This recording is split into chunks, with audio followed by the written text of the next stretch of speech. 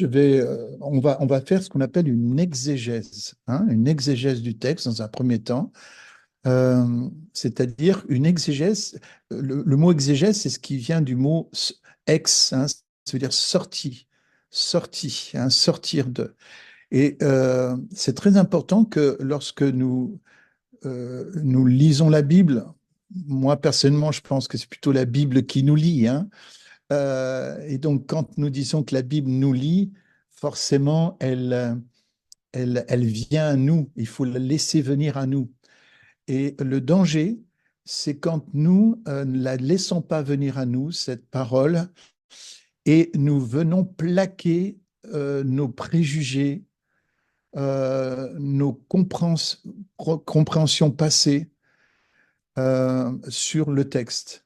Autrement dit, nous avons tendance à lire dans le texte, c'est-à-dire en fait, nous faisons des projections de ce que nous savons déjà sur le texte. Et ça, c'est quelque chose qu'il faut être conscient.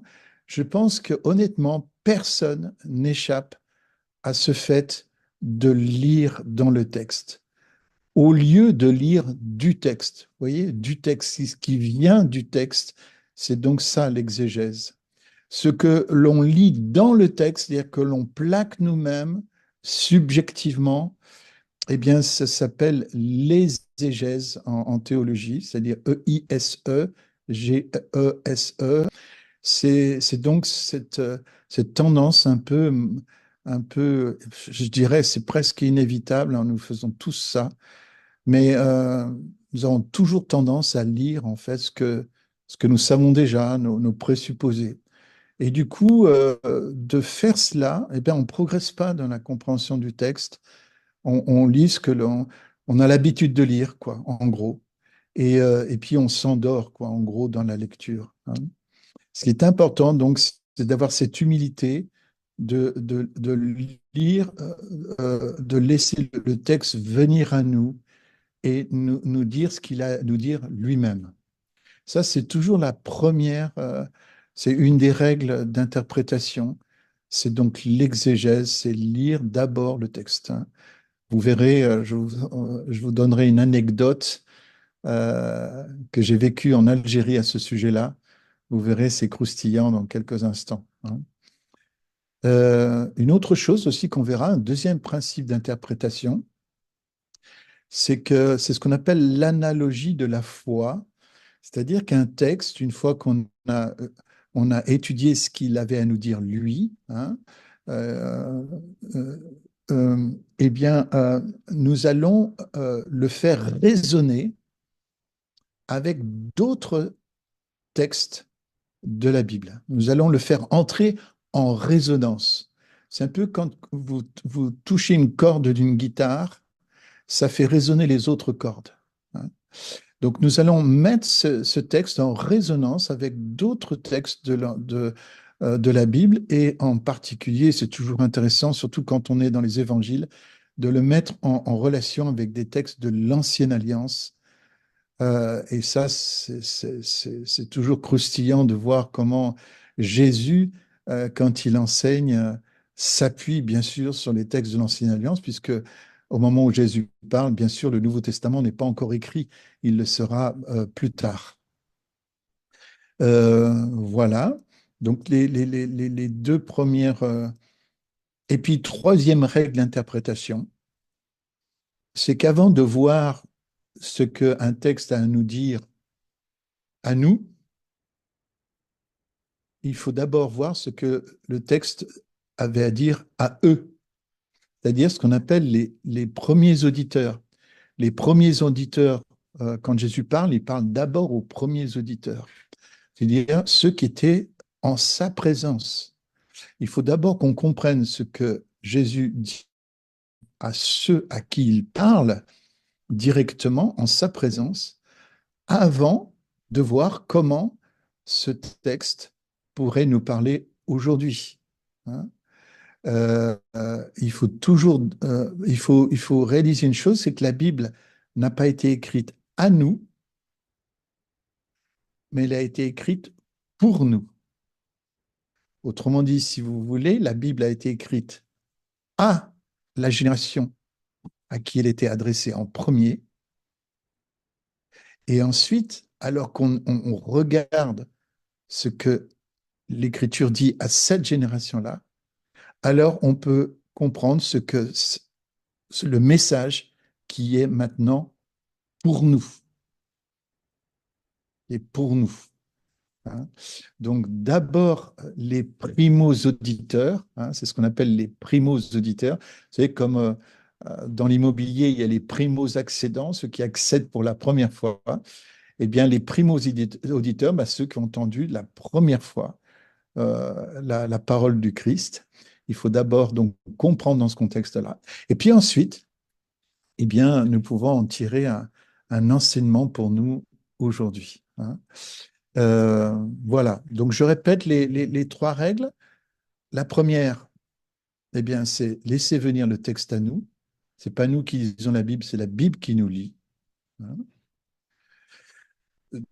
D'ailleurs, j'y pense là. Vous savez, nos Bibles qui sont surlignées. Je ne sais pas si vous avez des Bibles surlignées comme ça. Moi, j'avais une Bible qui avait tellement surligné que je me rendais compte que quand j'ouvrais ma Bible, en fait, j'allais lire ce qui était surligné en gros. Vous voyez ce que je veux dire? Et ça induit à un moment donné le fait de lire dans la Bible ce que l'on sait déjà. On vient plus laisser la Bible nous lire, mais on vient finalement retrouver ce que l'on sait déjà. C'est terrible ça. Donc du coup, j'ai dû abandonner cette Bible, je l'ai mis de côté. Moi, je vous inciterai effectivement, si vos Bibles sont hyper notées comme ça, mettez-la de côté, à en acheter une nouvelle, ou une nouvelle saison, une nouvelle compréhension renouvelée de l'écriture, parce que sinon, le danger, c'est effectivement avec toutes les notes que vous avez prises, avec toutes les surlignages de différentes couleurs, éventuellement, vous risquez finalement de projeter. Donc, ouais, donc voilà, première règle, nous laissons venir le texte à nous. Euh, donc l'écriture nous lit, c'est pas nous qui lisons l'écriture, c'est l'écriture qui nous lit. Deuxième règle, euh, c'est la règle de l'analogie de la foi. Une fois que nous avons vu ce que les textes avaient à nous dire, nous le faisons rentrer en résonance avec d'autres passages de l'écriture qui vont nous éclairer en fait le texte présent, puisque Jésus est un rabbi, hein, qui savait faire entrer, bien sûr, tout ce qu'il disait était appuyé sur l'ancienne alliance, et c'est important de voir quelles sont les références que Jésus fait à l'ancienne alliance. C'est très, très éclairant, très, très éclairant, souvent très éclairant. Et puis, troisième règle, la Bible n'a pas été écrite à nous, mais elle a été écrite pour nous.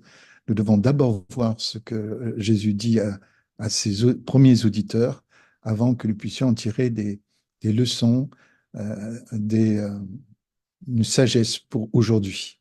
Voilà. Donc, je vous invite à donc vous munir donc de ce texte de Luc 15, et nous allons donc euh, tout de suite lire le premier passage, puis après je vais vous montrer un tableau. Hein.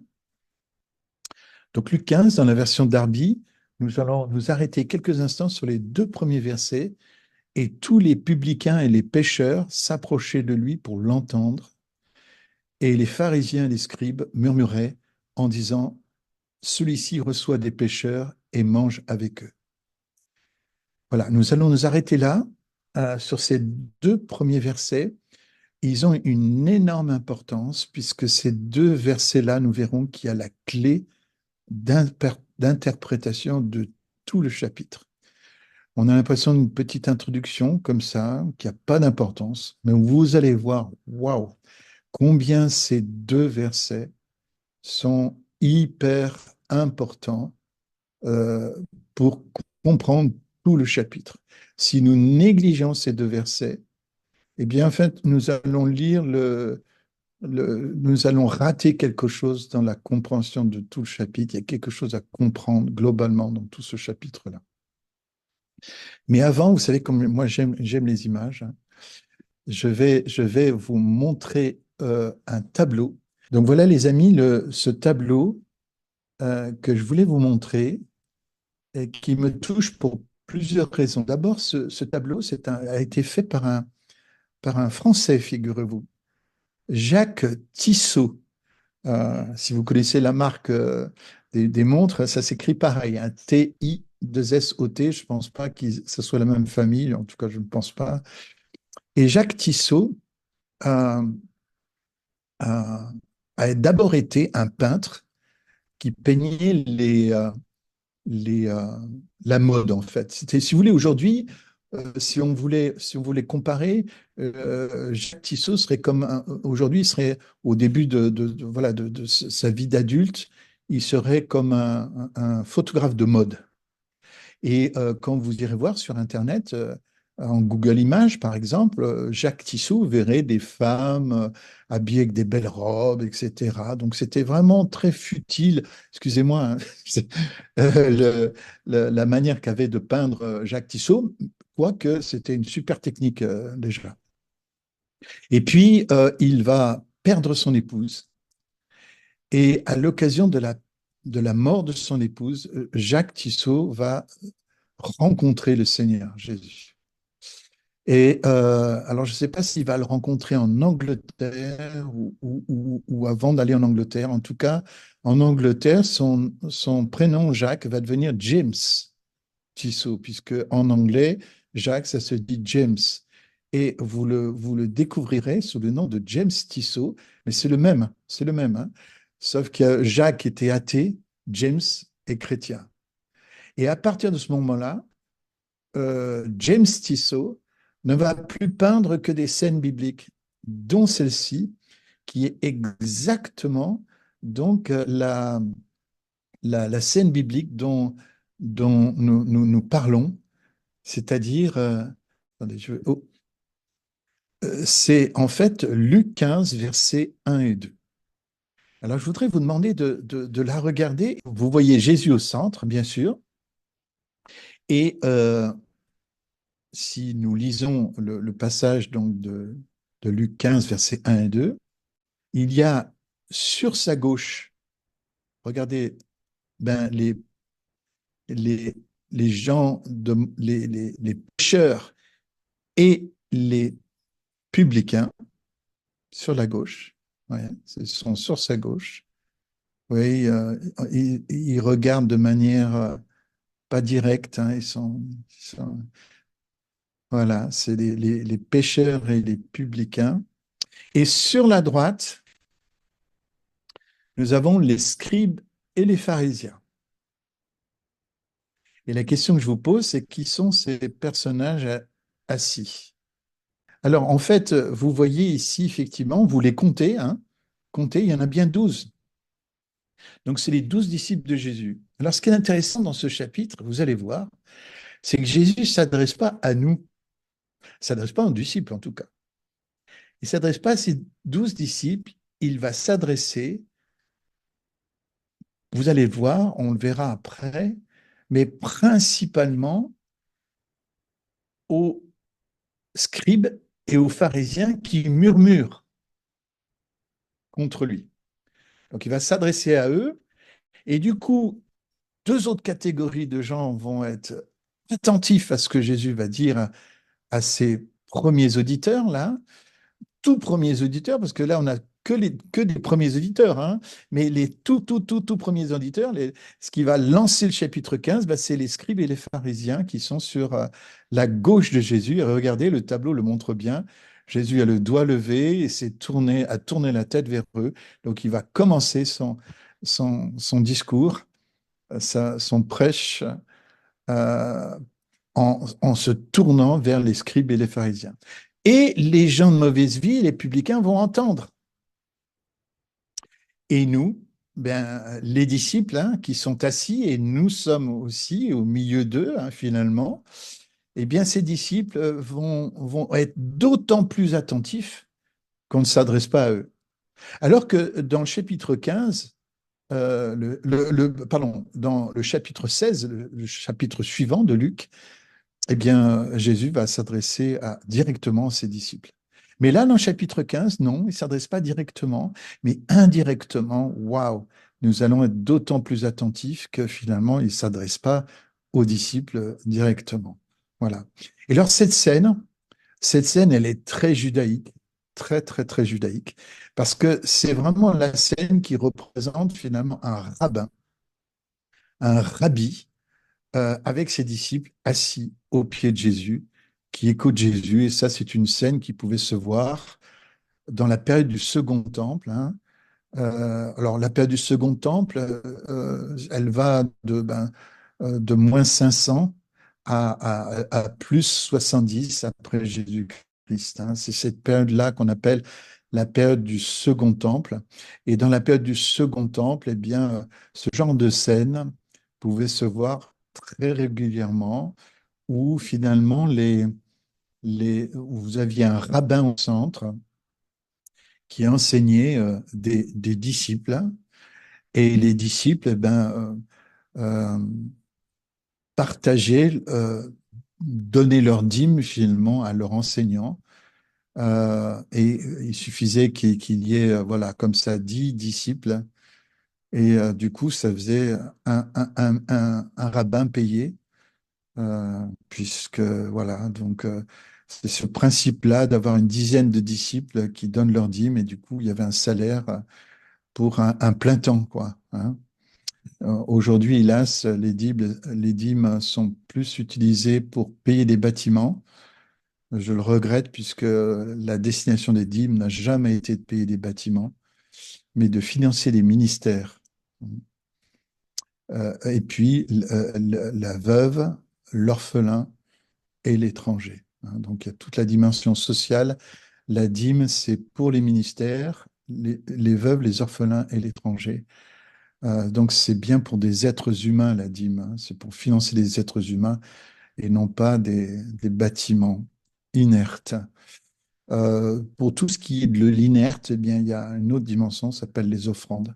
Aujourd'hui, on a complètement inversé le truc. On donne des offrandes à des ministères et puis on donne les dîmes aux bâtiments. C'est une inversion totale de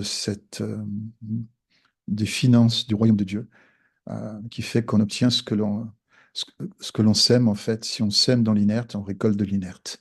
Si on sème dans le vivant, on récolte du vivant. Voilà. Je ferme la parenthèse. Donc voilà le tableau de Jacques Tissot. Et on va revenir, s'il vous plaît, si vous permettez, on va revenir donc au texte, mais j'espère qu'il s'imprime déjà dans votre tête ce tableau-là. Voilà. Donc, je reviens à Luc 1, donc 15, versets 1 et 2. Et tous les publicains et les pécheurs s'approchaient de lui pour l'entendre, et les pharisiens et les scribes murmuraient, disant, celui-ci reçoit des pécheurs et mange avec eux. Alors, ce que je vous propose, c'est qu'on passe un petit moment intéressant sur ces deux versets. D'abord, on va essayer de voir qui sont ces gens qui sont là présents, hein. Vous rappelez, à gauche de Jésus, il y avait les publicains et les pécheurs. Regardez comme c'est fait. C'est à gauche, deux catégories, à droite, deux catégories, et puis des disciples au pied de Jésus, hein. Donc, à gauche, deux catégories, les publicains et les pécheurs. Donc, ce qui est très important, c'est que chaque fois qu'on parlera de ce qui est à gauche de Jésus, on les nomme toujours ces deux catégories, les publicains et les pécheurs. Alors, on va essayer de voir qui étaient ces pécheurs, hein, ou ces publicains. On va commencer par les publicains, puisqu'on va respecter l'ordre. C'était qui les publicains? Alors, d'abord, c'était des juifs. C'était des hommes d'affaires qui collectaient les impôts pour le compte de l'État romain. Ils étaient chargés de recueillir l'impôt et les droits de douane dans les provinces romaines. Donc en fait, c'était un droit qu'ils s'achetaient auprès des Romains. C'est-à-dire que c'est des gens qui investissaient, et Rome vendait un droit qui faisait d'eux des publicains. C'était des recouvreurs de dettes aussi. Alors, je ne sais pas si vous avez vu les films Le Parrain, ce film en trois volets, Le Parrain, là. Mais les recouvreurs de dettes au temps du Parrain, ben, c'est pas glorieux parce que ils avaient cherché donc les dettes pour les parrains comme ça auprès des commerçants en leur assurant une protection en échange. Euh, eh bien, c'était souvent un peu violent, quoi, hein, avec menaces, etc. Euh, et effectivement, les publicains au temps de Jésus, comme ils devaient récupérer les impôts, euh, ben, du coup, c'était gravissime, quoi, parce qu'ils pouvaient être très, très, très, très persuasifs, on va dire, hein. Et ils usaient de moyens pour récupérer les impôts pour les Romains. euh, ils, ils faisaient des exactions carrément contre le peuple juif. Donc, vous voyez, c'est donc des Juifs qui opprimaient d'autres Juifs pour récupérer des impôts pour les Romains. Juste pour vous dire un petit fait historique, il y a eu un moment donné, les Romains ont voulu faire bâtir un aqueduc pour amener de l'eau à Jérusalem. Et ils ont sollicité donc les autorités juives euh, et en disant ben, vous allez participer aux frais. Et les autorités juives ont dit ah non, non, non, surtout pas. Surtout pas. Et les Romains ont dit ben, puisque c'est ça, on va augmenter les impôts, quoi. Alors, donc ils ont dit ok, on va participer, mais surtout ne le dites pas au peuple, quoi. Et du coup, l'argent du trésor, en fait, qui était fait pour le temple, a servi à faire cet aqueduc. Et du coup, ben, ça a aussi permis d'amener de l'eau directement dans le temple, en fait, hein, sur l'esplanade du temple, etc. Et puis plus tard, quand les Juifs vont apprendre, enfin le reste du peuple va entendre ça, ils vont être très, très en colère contre, contre les Sadducéens qui avaient politiquement fait ce compromis avec l'occupant, quoi. Et ça va amener beaucoup de désordre en Israël. Mais revenons donc aux publicains. Donc, ce sont des Juifs qui ont acheté donc le droit auprès des Romains de récolter les impôts pour les Romains. Et puis, bien sûr, vous imaginez bien, ils prenaient leur commission au passage. Euh, et autre chose, c'était aussi des usuriers, c'est-à-dire des gens qui prêtaient de l'argent. Et on apprend par Lucullus et Gabinius qu'ils étaient capables de faire des taux d'intérêt, mais alors incroyables, quoi. Ils pratiquaient un taux usurier de 45%. 45%. Autant dire, les amis, que 45, déjà, moi, quand je vois qu'en France, on réclame des taux d'intérêt de 8 à 10% pour certains prêts à la consommation, pour moi, c'est déjà de l'esclavage, quoi. C'est-à-dire qu'en fait, quelqu'un qui a peu d'argent, qui emprunte à 8 à 10%, il s'appauvrit. Il s'appauvrit. C'est un principe d'appauvrissement d'emprunter à ces taux-là. C'est un principe d'appauvrissement et donc d'esclavage. On est esclave de celui qui nous a prêté. On est toujours esclave de celui qui nous a prêté. Mais quand on est à 45%, c'est de l'esclavagisme. C'est de l'esclavagisme. Littéralement, les publicains, finalement, faisaient de l'esclavagisme avec leurs frères. Donc vous imaginez, je vous laisse imaginer euh, combien finalement ces publicains devaient être haïs du reste du peuple d'Israël, quoi. C'est-à-dire que c'était vraiment des gens qui étaient considérés comme des traîtres à la nation d'Israël. Et on verra que, d'ailleurs, les scribes et les pharisiens considérons que c'est qu'à cause de gens comme ça que finalement leur attitude retarde la venue du Messie, puisqu'en fait, ce sont les Romains qui occupent Jérusalem. Ben, c'est l'humiliation par excellence pour Israël à l'époque. Pourquoi? Ben, parce que Moïse avait dit, tu seras la tête et non pas la queue. Et là, Israël se retrouve à la queue des nations, occupé par les Romains, c'est l'humiliation des humiliations. Et ce qui fait aussi qu'à l'époque de Jésus, il y avait une attente messianique incroyable parce que l'attente messianique était chauffée à blanc, quoi, vraiment chauffée à blanc. Pourquoi? Parce qu'en Israël, l'idée que ben, les nations, Israël puisse être à la queue des nations, certainement l'Éternel ne le permettrait pas longtemps. Et ils avaient raison. Et ils avaient raison de penser que cette situation ne pourrait pas perdurer. Et d'ailleurs, c'est bien dans une situation comme celle-ci de désespoir que Jésus est venu pour la première fois. Il est bien possible que quand Jésus reviendra une deuxième fois, ça sera aussi dans une situation de désespoir en Israël. Il y a peut-être un parallèle à faire. Mais en tout cas, dans la première venue de Jésus, le désespoir était grand. Et du coup, quand le peuple d'Israël qui aime l'Éternel est désespéré de voir des gens qui trafiquent avec l'occupant romain. Waouh! C'est vraiment, vraiment, vraiment euh, des gens donc, qui vont être méprisés au plus haut point, mais vraiment au plus haut point, par les autres juifs de l'époque, hein, les autres israélites. Ça, ce sont les publicains.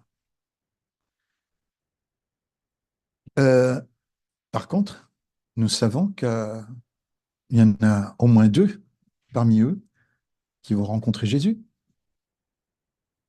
Vous vous souvenez des deux publicains qui vont rencontrer Jésus? Matthieu, Lévi, tout à fait, très très bien. C'est les deux dont on sait par leur prénom qu'ils ont donné leur vie à Jésus et qui se sont convertis. Souvenez-vous de Zachée qui disait ben, tout ce que j'ai volé, je vais le restituer. Ce qui voulait bien dire que, en fait, c'était aussi des voleurs. Ils réclamaient l'impôt. Par exemple, s'ils devaient réclamer, je sais pas moi, une somme de 100, ben, ils réclamaient peut-être 130, 140, 150. Ils donnaient 100 aux Romains et les 50 c'était pour eux, quoi. Donc c'était des voleurs, donc des gens riches et qui faisaient de l'argent très facilement sur le dos de. euh, Alors, deuxième catégorie de ce côté-là de Jésus, hein, à gauche de Jésus, il n'y a rien de politique, hein. Mais à la gauche du personnage, nous voyons les non-juifs, hein, les pécheurs qui étaient tous, ou les gens de mauvaise vie, qui étaient tout simplement ce qu'on appelle les pécheurs, ben, c'était les non-juifs. Donc certainement des gens qui avaient des nations, des gentils donc, qui se retrouvaient mêlés au peuple d'Israël, qui n'étaient pas des juifs de naissance, des gens qui se trouvaient parmi le peuple, c'était donc des pécheurs. Des pécheurs, et puis par extension, voilà, qu'est-ce qu'on appelle des pécheurs? Ben, c'est tous ceux qui n'obéissent pas à la Torah. Euh, je vous rappelle que la Torah, c'est quand même 613 commandements, hein. Essayez d'obéir à 613 commandements, je ne sais pas si vous ne feriez pas partie, vous aussi, des pécheurs, ou en hébreu, des haram haaretz. Donc les pécheurs, les gens de mauvaise vie, c'est ceux qui ne vivaient pas la loi de la Torah, qui ne vivaient pas de la Torah, qui n'obéissaient pas à la Torah, ou j'ai envie de dire qui avaient échoué à vivre la Torah, ou j'ai même envie de dire un truc, qui n'avaient pas les moyens financiers d'obéir à la Torah, puisque la Torah nécessitait de faire tel type de sacrifice pour tel type de péché. Donc, quand il s'agissait d'avoir le pardon de ses péchés avec des tourterelles, bon, voilà, on allait acheter des tourterelles, bon, ça pouvait aller, mais quand il fallait passer des animaux plus grands, je vous dis ça parce que j'ai vu ça dans les pays musulmans quand j'étais au milieu d'eux. Vous savez, il y a un moment donné, c'est dans l'année, il y a ce qu'on appelle la fête de l'Aïd el-Kébir, où finalement on va sacrifier le mouton, hein, parce qu'on est toujours dans un principe de sacrifice continuel, hein.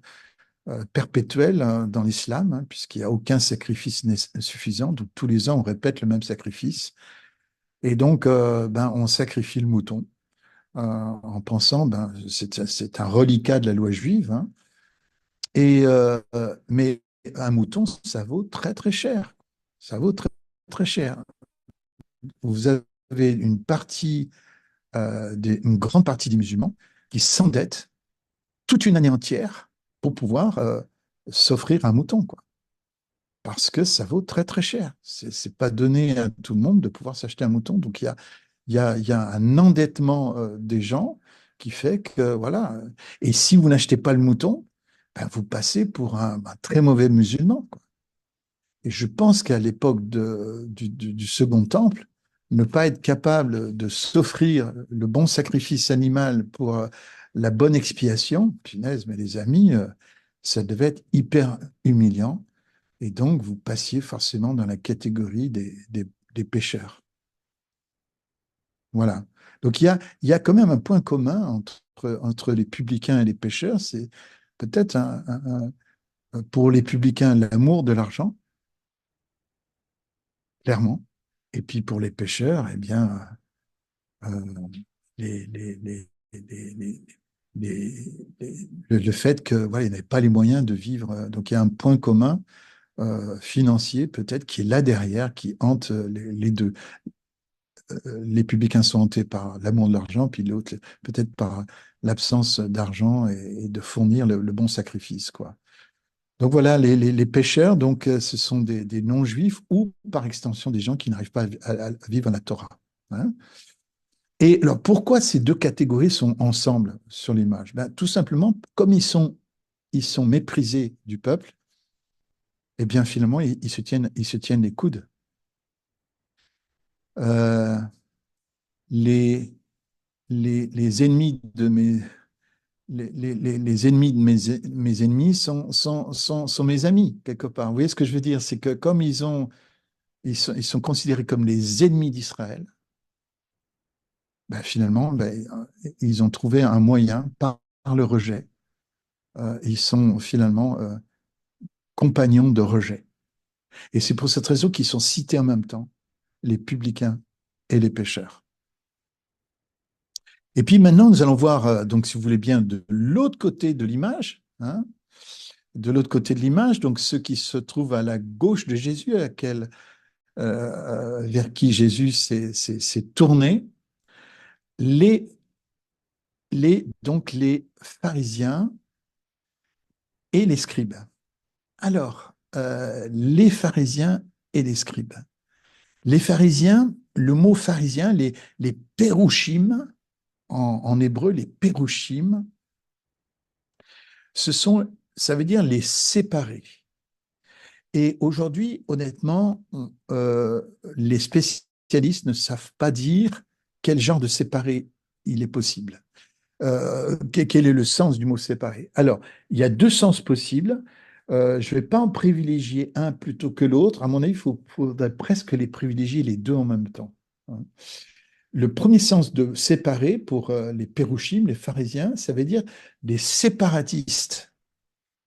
Ce sont des séparatistes, on va dire, mais politiquement et religieusement parlant, ils se séparent, ils se, c'est l'idée de te séparer, c'est l'idée d'être des sanctifiés, en fait, des sanctifiés politiques, des séparatistes politiques et des sanctifiés religieux, dans le sens où des séparatistes, on se sépare de l'occupant romain, hein. Et pour cette raison que les pharisiens étaient populaires parce qu'en fait, on peut les considérer comme des résistants à l'occupation romaine, hein. C'était des gens qui étaient de la classe moyenne. Attention, il ne faut pas s'imaginer que c'était la classe supérieure. La classe supérieure, ce sera les Sadducéens, hein. Ce sont les Sadducéens. Mais là, c'est la classe moyenne. La classe moyenne est même un peu basse, en fait, aussi. Donc, en fait, c'est des gens qui sont très proches du peuple d'Israël. Ce sont des gens qui se séparent des Romains et qui veulent montrer leur fidélité à la parole de Dieu. Donc, c'est des séparatistes politiques hein, de l'invasion romaine, mais aussi ce sont des, euh, des, euh, des sanctifiés, hein. Ils se considèrent d'ailleurs comme des justes, puisqu'ils obéissent à la Torah, hein. Ils obéissent à la Torah, donc ils s'estiment être justes, hein. Ça, c'est le premier sens, hein, séparatiste euh, ou sanctifié, si vous voulez, donc les justes, hein. Deuxième sens, euh, les, les pérouchim, donc les séparés, c'est aussi ceux qui savent séparer la parole de Dieu. C'est-à-dire, ce sont ceux qui savent, en gros, c'est une image biblique, hein, une image juive, hein, c'est idiomatique, une image idiomatique. Séparer, ça veut dire, je sais séparer les Écritures, je sais, comme le couteau du sacrificateur qui passe entre les morceaux de viande et dans les articulations du squelette, etc. Donc, en fait, c'est une manière de découper l'écriture qui la rend finalement possible d'être comestible après, hein. Donc c'est ça l'idée, c'est une image un peu culinaire. C'est une manière donc de découper l'écriture pour la rendre, voilà, pour la servir ensuite aux autres. Et donc ils avaient la prétention de eux de savoir comment séparer l'écriture et comment donc l'expliquer. Donc ce sont des juifs fervents, hein, euh, et euh, et c'est eux qui vont initier ce qu'on appelle la Torah orale. Alors, qu'est-ce qu'on appelle il y a la Torah écrite, il y a la Torah orale. Eh bien, en fait, la Torah orale, eh ben, c'est tous les commentaires, c'est toutes les prédications qui sont faites à partir de la Torah écrite, hein. Et c'est ce qui va préfigurer le rabbinisme et qui va lui donner cette longue, longue suite, hein. Donc la loi orale, ce qu'on va appeler la loi orale, une manière de prêcher donc la Torah écrite. Nicodème est un premier, c'est le premier pharisien, vous savez, celui qui vient de nuit parce, par crainte des Juifs, hein. Il y avait des disciples par crainte des Juifs parmi les pharisiens. Effectivement, il y avait des disciples de Jésus. Puis l'autre, ben c'est Saul de Tarse, effectivement, qui était aussi un pharisien parmi les pharisiens. C'est Paul, c'est Paul, hein. Et puis il y a une deuxième catégorie. On vient de voir les pharisiens, les scribes, qui finalement sont complètement mêlés aux pharisiens, hein. Mais qui ont aussi leur rôle particulier, hein. On peut les mêler aux pharisiens, mais encore une fois, les scribes, ce sont des gens qui copiaient et préservaient les textes sacrés. Vous savez, c'est eux qui recopiaient, hein, copiaient et recopiaient avec des règles très très strictes, hein. Pour qu'un texte soit cachère, il fallait qu'ils répondent à toute une liste de règles de recopie. Et ils interprétaient les lois de la Torah, hein. Ça donnait un corpus qu'on appelle la halakha, hein.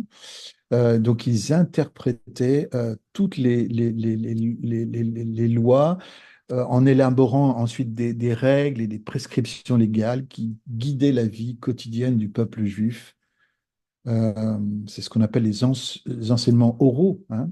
Parce que la loi de Moïse, donc la Torah a été donnée à une époque et il fallait que, ben voilà, dans une époque plus moderne, parce que l'époque du second temple, c'est une époque plus moderne qu'au moment où a été donnée la loi, mais il fallait pouvoir la réinterpréter,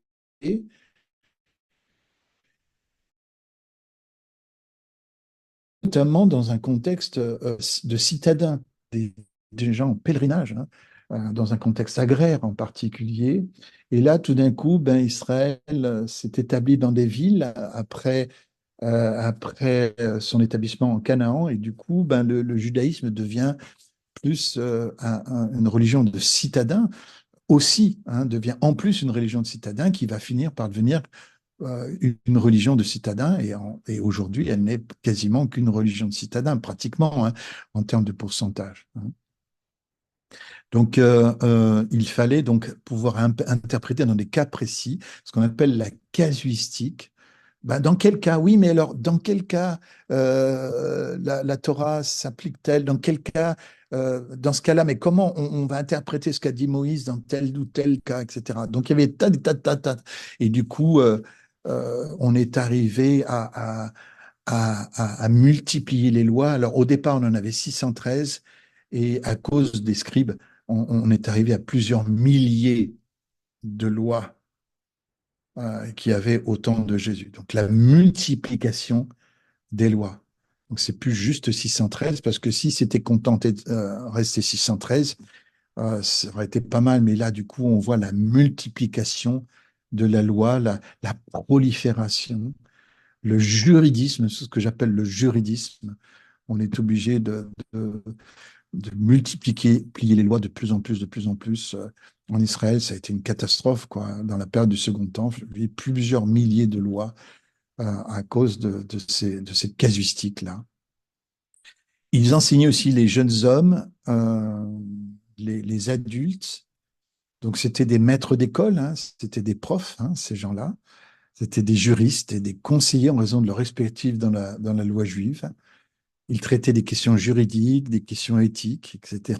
Et il gérait les documents officiels. Et dans Acte 6, au verset 7, on apprend qu'une grande partie d'entre eux vont devenir disciples de Jésus-Christ. Alléluia. Hein. Alléluia. Voilà donc. Alors peut-être un petit astérix, hein, les docteurs de la loi, ben, c'est un mot qui est utilisé. C'est pas une catégorie particulière, hein, en plus des pharisiens et des scribes. Ils traversaient ces deux courants, hein, de pharisiens et scribes. C'était donc des experts de la loi de Moïse, et on en trouve ces docteurs de la loi parmi les pharisiens et parmi les scribes, bien entendu, hein. Donc, c'est plutôt la reconnaissance de leur expertise, de leur érudition. Et je pense que Nicodème devait être considéré justement comme un docteur de la loi, hein. Voilà. Voilà, donc pour les deux catégories, vous verrez, ça aura son importance.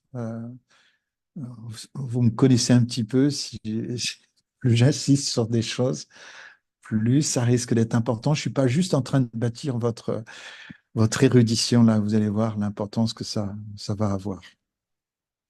Maintenant, dans les 5 dernières minutes qui nous restent, nous allons voir ce que les pharisiens, le murmure des pharisiens. Parce qu'en fait, ce murmure, le fait de murmurer finalement contre Jésus, c'est ce qui va lancer tout le chapitre 15 en disant, cet homme accueille des gens de mauvaise vie et mange avec eux. Cet homme accueille des gens de mauvaise vie et mange avec eux. Alors déjà, en fait, c'est pas cet homme, déjà, hein, c'est celui-là. Dans le grec, est-ce que dans la version Darby, voilà, dans la version Darby, c'est celui-ci. Là, dans cet homme, c'est dans la version, euh, dans une version juive de Chouraki, voilà. Euh, dans la version donc Darby, qui est proche du texte, vous voyez, vous allez voir, c'est l'importance, pourquoi il faut être qu'on soit dans Darby, c'est celui-ci reçoit les pécheurs et mange avec eux. Voilà le murmure des scribes et des pharisiens. Celui-ci. Et je voudrais que vous réalisiez à quel point ce mot, celui-ci, est méprisant. C'est-à-dire que là où d'autres traductions vont dire cet homme, eh bien, c'est vraiment sympa d'avoir écrit cet homme, parce qu'en réalité, le grec ne dit pas le mot anthropos en grec pour homme n'est pas utilisé ici.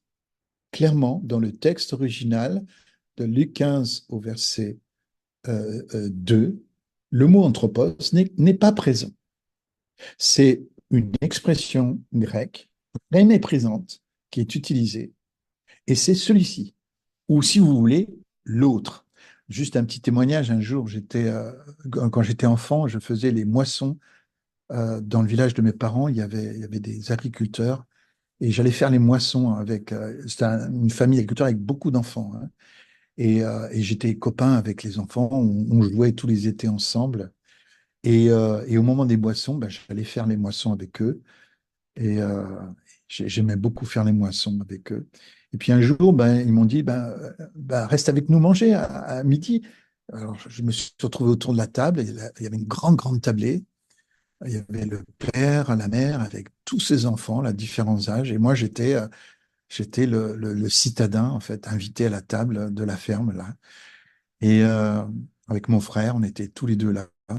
Et puis tout d'un coup, il y a un des gamins qui dit et l'autre là, tu- il me passe le pain? Punaise. L'autre là, il passe le pain? Et à ce moment-là, je vois le père autour de la table qui tend la panière de pain à son fils. Mais les amis, mais j'ai été choqué. Le gamin, il l'appelait l'autre. C'est là que j'ai pris la mesure, et je crois que Dieu a permis que je vive ça pour comprendre le verset 2 de Luc 15. L'autre. Vous savez, ne permettez jamais à un enfant de parler comme ça à ses parents ou à un adulte. Je vais vous montrer comment il faut faire après. D'ailleurs, le texte va nous montrer comment il faut faire. Mais ne permettez jamais, jamais, jamais à quelqu'un de parler comme ça. À un enfant, même un adulte à un autre adulte. Ah, il faut lui dire, l'autre là, il a un prénom, hein. Ou l'autre là, c'est ton père. Ouais, c'est comme ça qu'il faut faire. Mais ne permettez jamais à quelqu'un de rester vague, puisqu'on parle de l'identité. C'est une question d'identité. Donc, quand il est question d'identité, on ne rigole pas avec l'identité. C'est sacré, l'identité.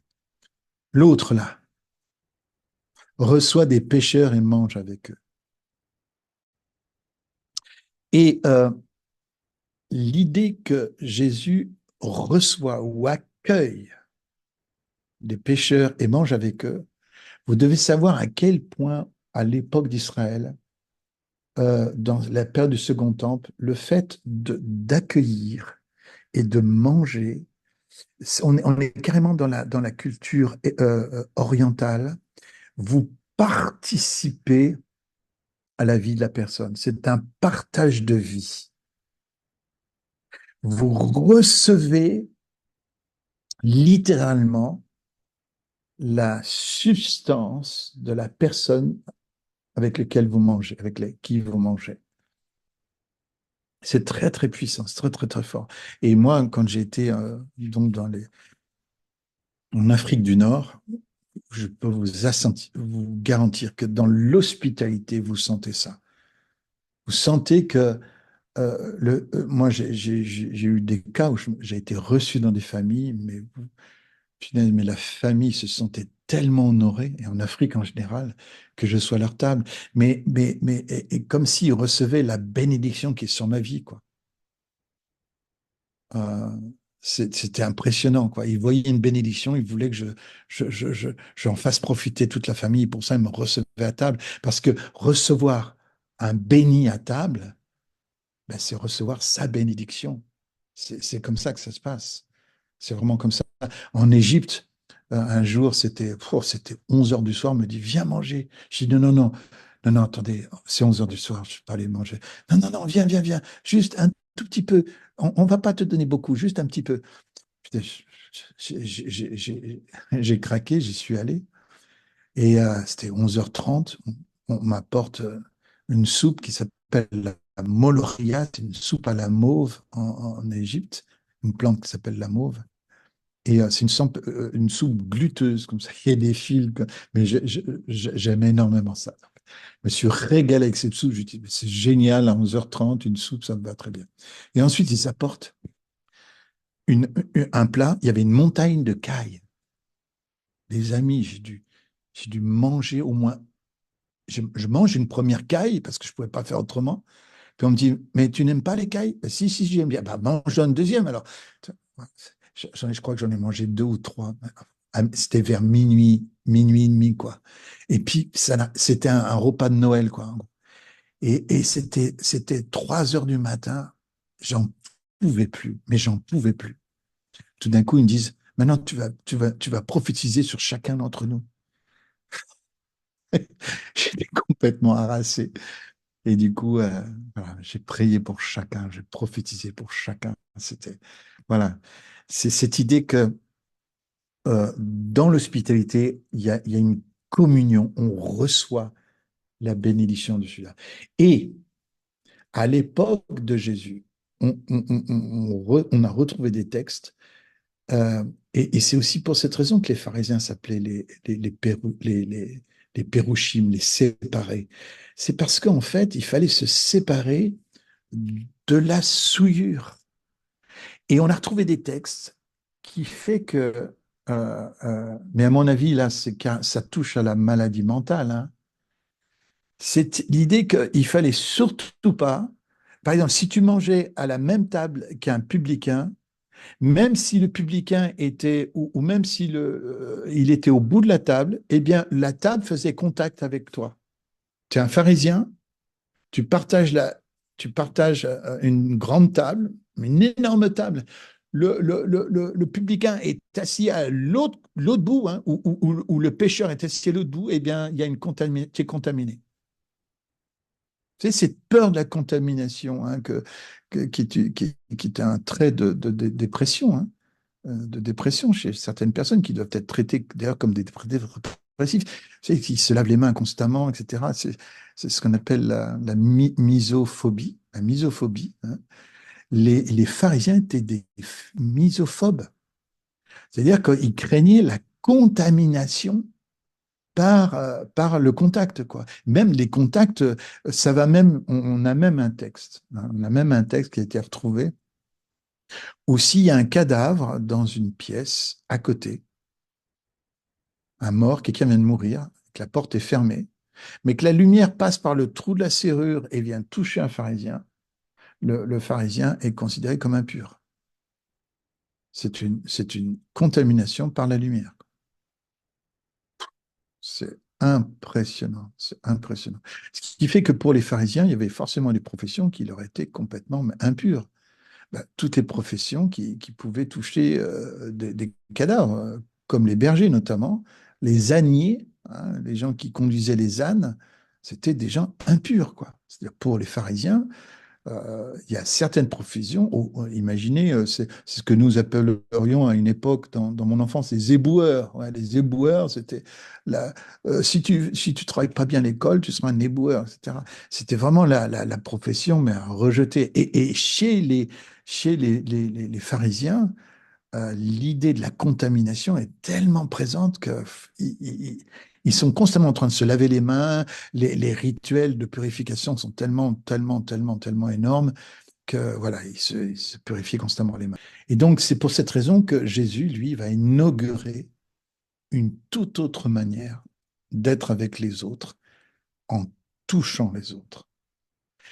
Pour montrer une chose, et je vais terminer par cela, c'est qu'en Christ, ce n'est pas la contamination du mal qui le contamine, c'est qu'au travers de Christ, c'est l'amour et la guérison qui sont contaminantes.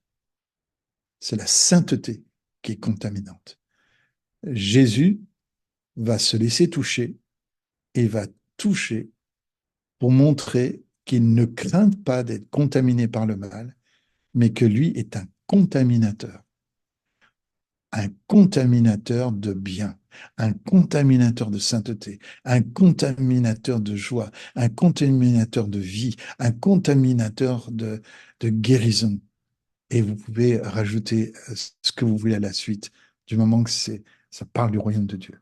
C'est un communicateur, c'est un contaminateur, entre guillemets, des réalités du royaume de Dieu. Donc Jésus va amener un complet basculement un complet basculement ici en montrant que... et juste ce qu'on appelle la kinesthésie du royaume de Dieu, c'est qu'il y a un contact. Un contact. Tu sais, on est kinesthésique, c'est-à-dire qu'on aime toucher les gens. Moi, personnellement, je suis comme ça, je suis kinesthésique. Quand j'aime quelqu'un, j'aime les gens. J'aime les gens. Tôt ou tard, j'ai envie de poser ma main sur leur épaule. Et c'est comme ça, je suis kinesthésique, mais cette kinesthésie-là, elle fait partie du royaume de Dieu. Quand Jésus va prendre le pain, il va dire, voyez, il va leur montrer, il dit, prenez. Hein, il veut faire toucher. Hein, la Sainte Seine, c'est un acte de kinesthésie où Dieu fait toucher, nous fait toucher par la bouche, par le ventre, par nos mains, par nos cinq sens. Et vous regarderez dans, dans la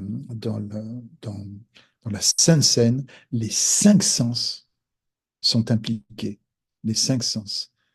Je vais peut-être m'arrêter là, je pourrais développer ça, mais c'est juste glorieux.